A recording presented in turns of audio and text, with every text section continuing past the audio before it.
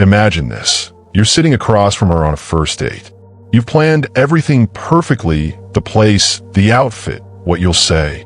But halfway through, you feel it creeping in, that quiet panic. Is she into me?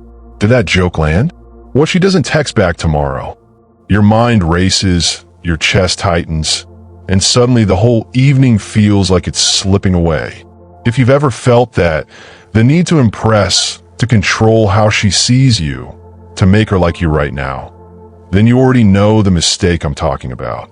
It's the 190% of men make on first dates, and it destroys their confidence before the night even ends. If this sounds familiar, do me a favor right now. Hit that like button if you've ever felt this pressure, and subscribe with notifications on. We're diving deep into timeless Stoic wisdom that will change how you show up on dates forever. Let's get into it. Number 1, the core mistake. Try to control what you cannot. Most men walk into a first date believing the goal is to win her over. They think if they say the right things, show the right status, or get the right reactions, they'll secure her interest. But this is the root error, attempting to control something completely outside your power, another person's judgment. The Stoics, like Epictetus, taught that some things are up to us and some are not. Her feelings, her attraction, her final opinion of you, these are not up to you. Yet men spend the entire date monitoring her smiles, her laughs, her body language, as if they can force the outcome through effort. This creates tension that she feels immediately. When you focus on controlling her perception, you stop being present. You're no longer listening to what she says. You're listening for signs of approval. You're no longer sharing who you are. You're performing a version you hope she'll like. Marcus Aurelius reminded himself daily, you have power over your mind, not outside events. On a date, the outside event is her response. The moment you try to manage it, you hand your peace of mind to a stranger. You become reactive instead of grounded, anxious instead of calm. This need for control comes from fear of rejection, fear of being not enough. But the Stoic path is to face that fear directly. Rejection is not a verdict on your worth. It is simply an event. It happens or it doesn't. Trying to prevent it through performance only guarantees inner turmoil. The man who accepts that he cannot control her opinion walks in lighter. He speaks honestly, listens fully, and lets the evening unfold without force. Think of the date not as an audition, but as a chance to observe. You are there to see if she fits your life, just as much as she judges you. When you release the need to control her view, you regain authority over yourself. You stop seeking validation and start offering presence. Paradoxically, this relaxed strength is what most women find genuinely attractive. Not the polished act, but the quiet self-mastery. So the first step is recognition. Notice when you're trying to steer her feelings. Catch the thought, I need her to like me, and label it as the illusion it is. Remind yourself of Seneca's words. We suffer more often in imagination than in reality. The reality is just two people talking. The suffering comes from a story that her approval defines you. Let that story go, and you'll already stand out from 90% of men. Number 2, the Stoic dichotomy of control. What is truly yours? Epictetus gave us the clearest map. Focus only on what is within your control. Your opinions, your intentions, your actions, and release everything else. On a first date, your actions are yours.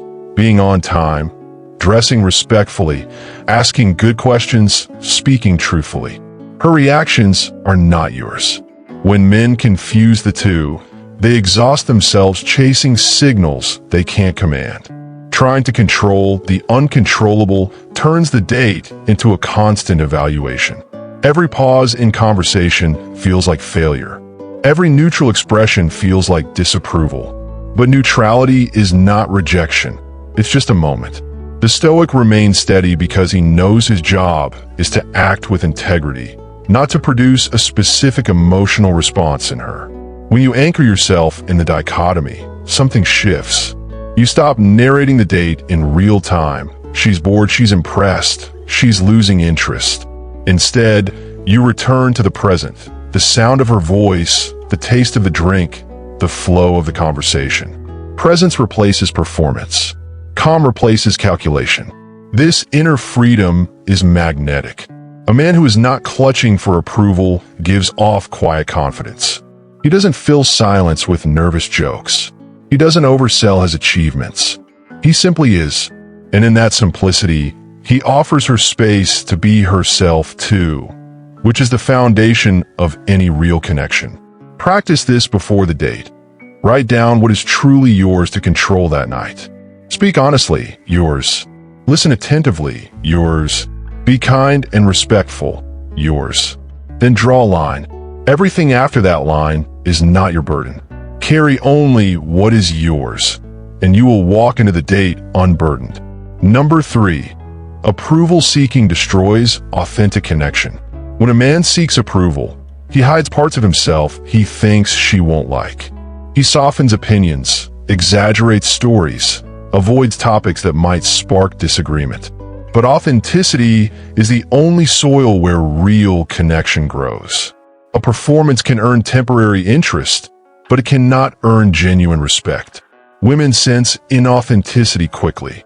They feel the subtle tension of someone managing an image. The Stoic chooses truth over comfort. He shares his real views calmly, without apology or defensiveness. If she disagrees, he listens without panic. Difference is not danger, it's information.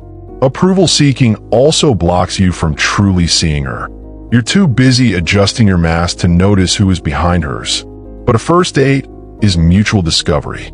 The Stoic man asks questions from curiosity, not strategy.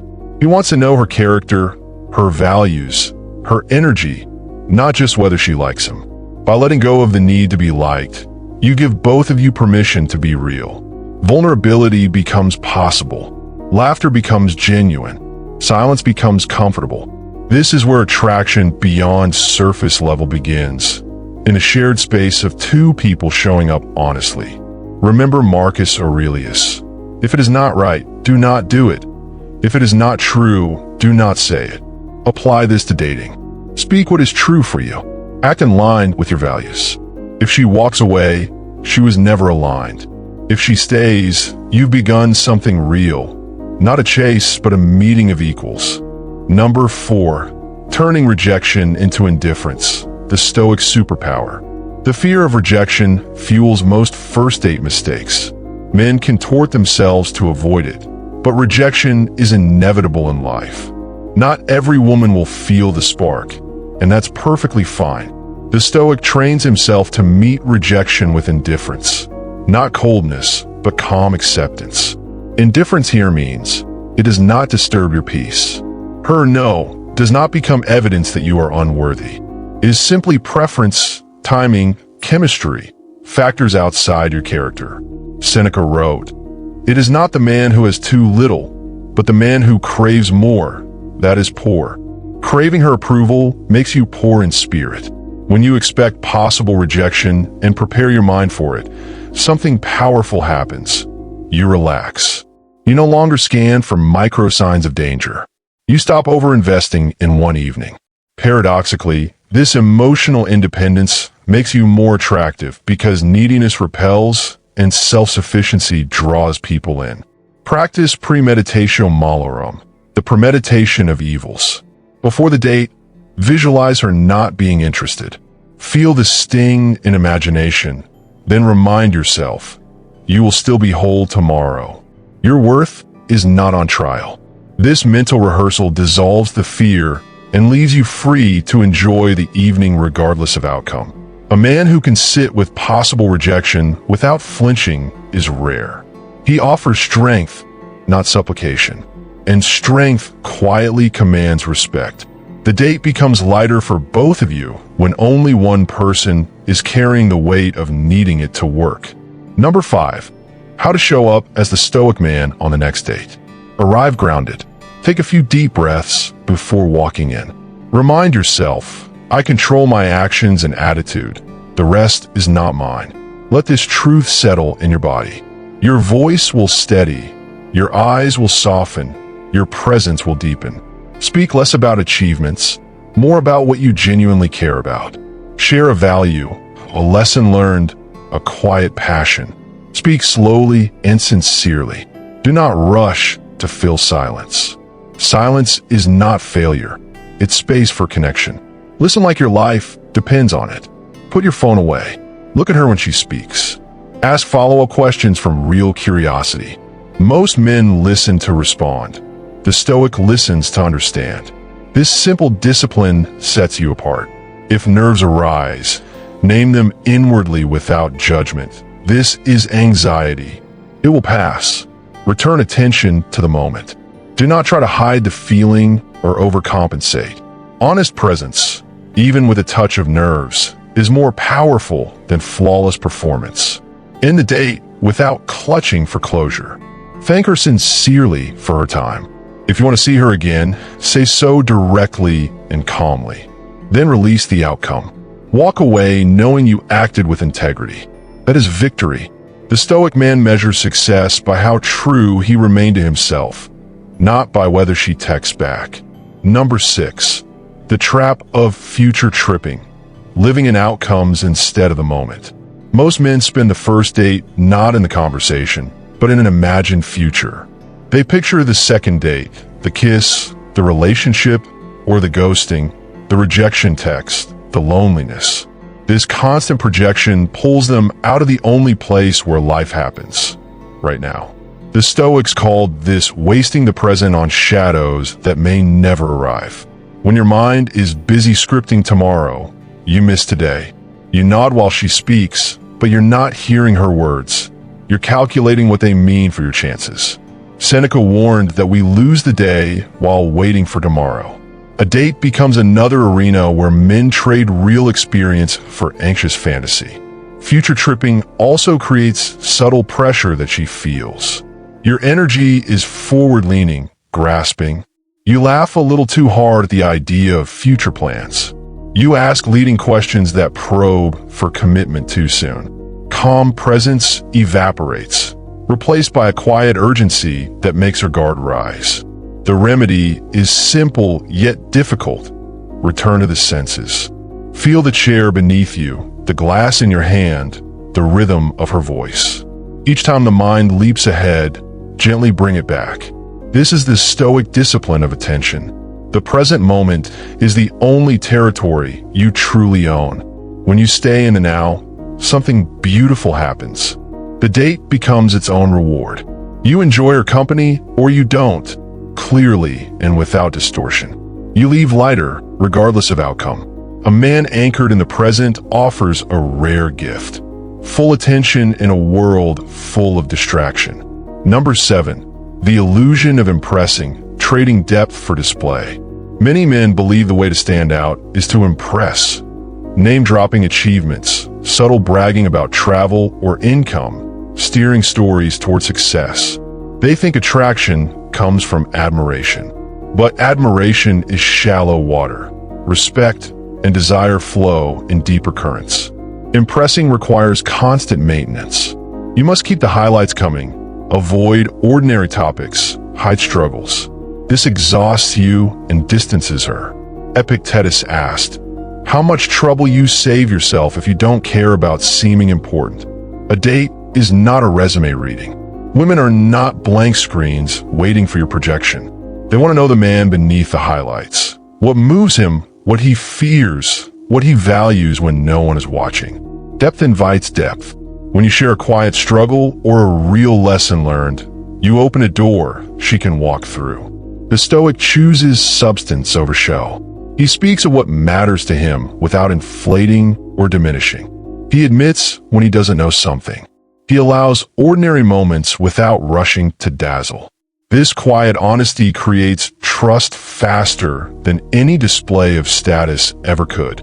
Next time the urge to impress arises, pause. Ask yourself, am I sharing this to connect or to elevate myself in her eyes? If it's the latter, let it go. Speak instead from the part of you that is unchanged by applause or silence.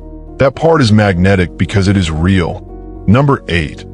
Overinvesting emotionally before she has earned it. A common mistake is pouring emotional energy into a woman who is still a stranger. Men feel intense hope or disappointment after one evening, as if years hang in the balance. This overinvestment comes from scarcity thinking, believing good connections are rare and must be seized immediately. When you overinvest early, you become protective of the outcome. You read into every text delay. You adjust plans to accommodate someone who has not yet shown reciprocity. Marcus Aurelius advised, "Do not disturb yourself by thinking of the whole of your life." Apply this to dating. Do not treat one date as the whole of your romantic future.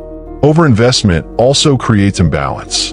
She senses the weight you've placed on the interaction and pulls back. Emotional symmetry is essential in the beginning.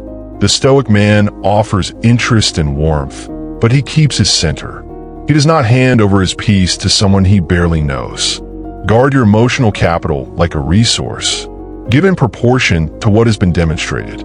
Curiosity on a first date, yes. Full investment, no. This is not coldness, it is wisdom. It protects your dignity and allows real connection to grow at a natural pace. Practice measured engagement. Enjoy the evening fully, but remind yourself, this is one conversation among many possible. If it leads somewhere, wonderful. If not, your inner world remains undisturbed. The man who invests slowly and wisely ends up with deeper bonds and fewer scars. Number 9. Mistaking nervous energy for chemistry. Many men feel butterflies, racing thoughts, heightened alertness on a date, and label it great chemistry. But often it is simply anxiety wearing the mask of attraction. The body feels alive, so the mind assumes connection. This misreading leads to chasing intensity instead of compatibility. True chemistry with the right person feels expansive, not constricting. There is excitement, yes, but also ease. Nervous energy alone creates a roller coaster, thrilling highs and anxious lows. The Stoic seeks clarity over intensity. He asks, do I feel this way because of her, or because of my fear of losing her? When you mistake anxiety for chemistry, you overlook red flags. Her inconsistent responses become playing hard to get. Your constant overthinking becomes deep feelings. But real connection brings increasing calm alongside desire. It does not leave you chronically unsettled. Train yourself to notice the quality of your inner state. Is your heart racing from joy or from dread? Do you feel more yourself in her presence, or less? The Stoic observes his reactions without being swept away. He chooses partners who bring peace, not perpetual turbulence. Let nervous energy be a signal to return to your center, not proof of destiny. Breathe slowly. Ground yourself. If calm curiosity remains after the adrenaline fades, then explore further. If only restlessness remains, thank her and walk away. Peace is the truest indicator of potential. Number 10. Forgetting your own standards. The slow erosion of self-respect. In the desire to be liked, many men quietly lower their standards. They overlook values misalignments, dismiss rude behavior as nerves, ignore gut feelings that something is off, all to keep the possibility alive. This is the deepest betrayal, not of her, but of yourself. The Stoic man knows his worth is not negotiated on a first date. He has clear boundaries and quiet standards. He observes how she treats the waiter, how she speaks of others, whether her words match her energy. These are not judgments. They are data for his own discernment. When you abandon your standards to secure her interest, you teach her that your principles are flexible. Respect begins with self-respect. If you bend too far to accommodate someone new, you will eventually resent both her and yourself. Hold your standards gently but firmly. You do not need to announce them or enforce them dramatically. Simply notice when they're crossed and act accordingly, with calm withdrawal if needed. This quiet strength communicates more than any words could. End every date by asking yourself, did I honor my own values tonight? If yes, you have succeeded, regardless of her response. The man who never trades his self-respect for company ends up with both dignity and a right companion. The one who compromises early often ends up with neither. Choose wisely. That's the mistake 90% of men make, and the Stoic way to rise above it. If this spoke to you, drop a like, share your biggest takeaway in the comments, and subscribe for more timeless wisdom applied to modern life. The next date you go on can feel completely different, lighter, truer, stronger. Start practicing today. I'll see you in the next one. Stay calm, stay present, stay stoic.